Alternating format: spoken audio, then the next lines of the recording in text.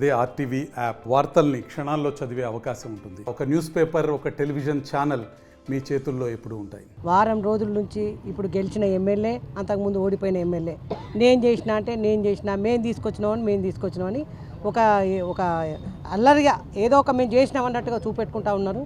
ఇది కేవలం భారతీయ Janata party smart city నిధుల ద్వారా జరిగింది. ఇలా ఎక్కడ కూడా అభివృద్ధి లేదు. ఎంతసేపటికి ఇప్పుడు గెలిచిన ఎమ్మెల్యేకి ఏది కనబడతలేదు. ఇది ఒక్కటి నడుస్తున్నది కాబట్టి వచ్చి ఇక్కడికి ఒక 4 సార్లు 5 సార్లు వచ్చి ఇది నేను చేసిన అని ఇక్కడ గెలిచిన ఎమ్మెల్యే 4 సార్లు ఫోటోలు దిగిపోయింది. కేంద్ర ప్రభుత్వం ఇవాళ రైల్వేలకు సంబంధించి కానీ, స్మార్ట్ సిటీ గురించి కానీ, అదేవిధంగా ఇవాళ హెరిటేజ్ కానీ, అమృత్ కానీ ఇలా కేంద్ర ప్రభుత్వ నిధులతో ఇలా హన్మకొండ డెవలప్ అయిందంటే కేంద్ర ప్రభుత్వ నిధులతో గెలిచిన ఎమ్మెల్యే ఏ నిధి తీసుకొచ్చిండో ఒక్కసారి చెప్పమనండి. ఆయన దాన్ని పట్టుకొని నేను చేసిన అని ఈయన చెప్పుడు, ఆయన చేసిన అని ఆయన చెప్పుడు. ఇలా ఇచ్చింది భారతీయ జనతా పార్టీ ద్వారానే ఇలా కేంద్ర ప్రభుత్వ నిధుల ద్వారా మాత్రమే జరిగింది.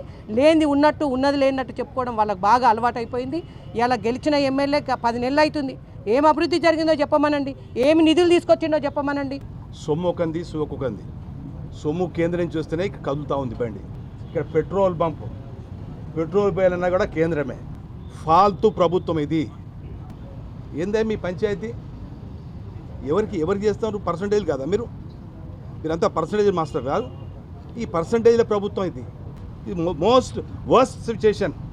సిగ్గు అనిపిస్తున్నది. హైదరాబాద్ అడ్డైపోయింది అభివృద్ధికి. ఇట్లాంటి లీడర్స్ ఉంటూ ఎన్నుకోబడితే ప్రజలు శిక్షించబడతాం. వరంగల్ అని పేరు చెప్తే సిగ్గుపడే పరిస్థితికి వచ్చింది. పాలిటిక్స్ ఇంత చీప్ అయిపోయింది అనేటువంటిది అనిపిస్తుంది. But ours is a different party. మాది Bharatiya Janata party. Good look, good vision.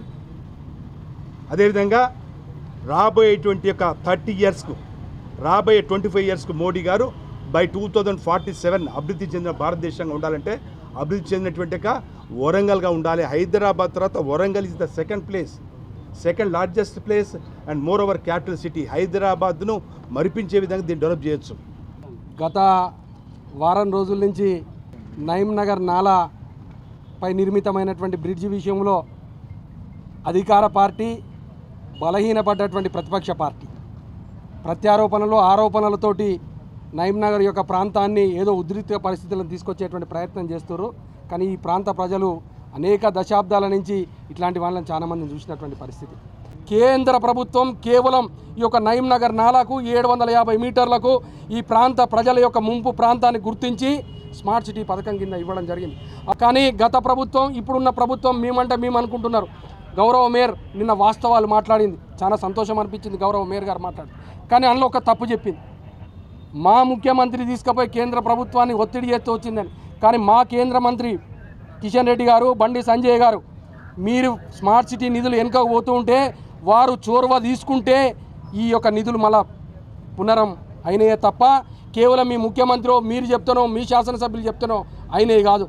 ఈ యొక్క నయీంనగర్ బ్రిడ్జ్కు పెట్టినటువంటి 7,40,00,000 రూపాయలకు కేంద్ర ప్రభుత్వం యొక్క వాటా 50%, రాష్ట్ర ప్రభుత్వం యొక్క వాటా 30%, స్థానిక సంస్థల గ్రేటర్ వరంగల్ మున్సిపల్ కార్పొరేషన్ యొక్క వాటా 20%. ఆ 20% కూడా 15వ ఫైనాన్స్ కమిషన్ నుంచి వాటాను కలిపితే 70% కేంద్ర ప్రభుత్వాన్ని, 30% రాష్ట్ర ప్రభుత్వాన్ని. 30 పైసల వల్ల పంచాయతీ ఎక్కువైంది, 30 పైసలు పెట్టిన వాళ్ళు పెత్తనం ఎక్కువైంది. మేము చేసినాం. పాపం కాంట్రాక్టర్ శ్రీనివాస్ యాదవ్ కూడా నేనే చేసిన అంటాడు. ఎందుకంటే ఆయన కట్టిండు కాబట్టి ఆయన చెప్పుకుంటాడు. ఎవరు చెప్పుకునేది వాళ్ళు చెప్పుకుంటారు. కేంద్రంలో ఉన్నటువంటి ప్రధానమంత్రి నరేంద్ర మోడీ గారి నాయకత్వంలో ముందు చూపుతోటి ఇట్లాంటి అట్టడుగు బలహీన వర్గాలకు అందించాల్సినటువంటి ఫలాలు ఏవైతున్నాయో స్మార్ట్ సిటీ ద్వారా ఈ యొక్క మురికివాడలు ఇవన్నీ కూడా అభివృద్ధి చెందుతున్నాయి.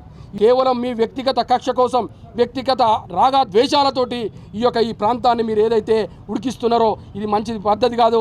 మరిన్ని వీడియోస్ కోసం ఛానల్ ని సబ్స్క్రైబ్ చేయండి. లేటెస్ట్ అప్డేట్స్ కోసం వాట్సాప్ ఛానల్ ని ఫాలో చేయండి. అండ్ లింక్ డిస్క్రిప్షన్ లో ఉంది.